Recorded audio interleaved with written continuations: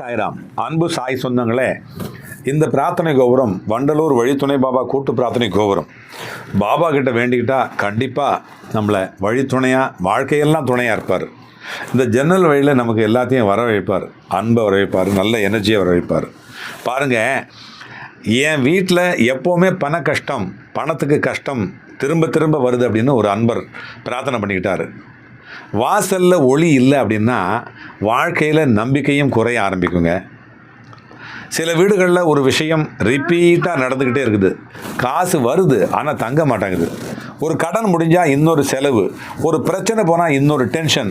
அப்புறம் எல்லாரும் ஒரே வார்த்தையை சொல்லுவாங்க, என்னடா இது எங்கள் வீட்டுக்கு மட்டும் இப்படியே இருக்குது, எங்கள் வீட்டில் மட்டும் இப்படி நடக்குது அப்படின்னு சொல்லுவாங்க. ஆனால் நம்ம முன்னோர்கள் அந்த வீட்டினுடைய அந்த எனர்ஜியும் கவனித்தாங்க.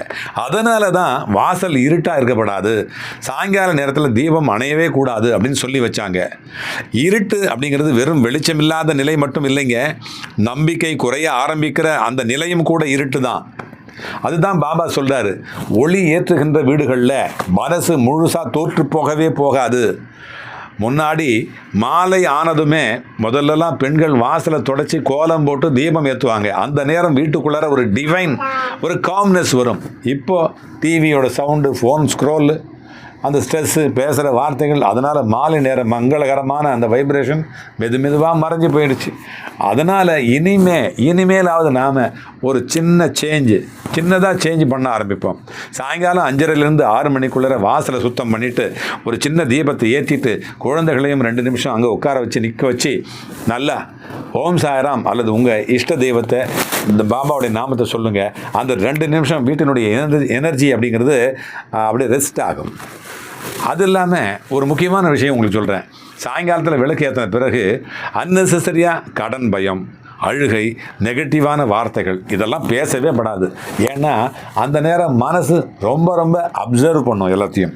ஆகினால அந்த பிளஸ்ஸிங் பற்றின அந்த வார்த்தைகள் மட்டும்தான் பேசணும்.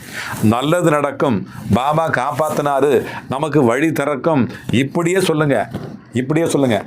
வார்த்தைகளுக்கும் வைப்ரேஷன் இருக்குது, அதை புரிஞ்சுக்குங்க. சில வீடுகளில் வசதி குறைவாக இருந்தாலும் அமைதி அதிகமாக இருக்கும். ஏன் அப்படின்னா அந்த ஹோப், அந்த நம்பிக்கை உயிரோடு இருக்குது. அந்த நம்பிக்கை உயிரோடு வைக்கிறது தான் இந்த மாதிரி ஆன்மீகமான பழக்கங்கள். மேலும் வாசலுக்கு நேராக குப்பை, உடைஞ்சி போன பொருள், அந்த டார்க்கான கார்னர் இதெல்லாம் இருக்கவே படாது. வாசல் கிளீனாக இருந்தால் மனசு ஃப்ரெஷ்ஷாக இருக்கும், வாழ்க்கை ஃப்ரெஷ்ஷாக இருக்கும். அல்லாஹ் மாலிக்.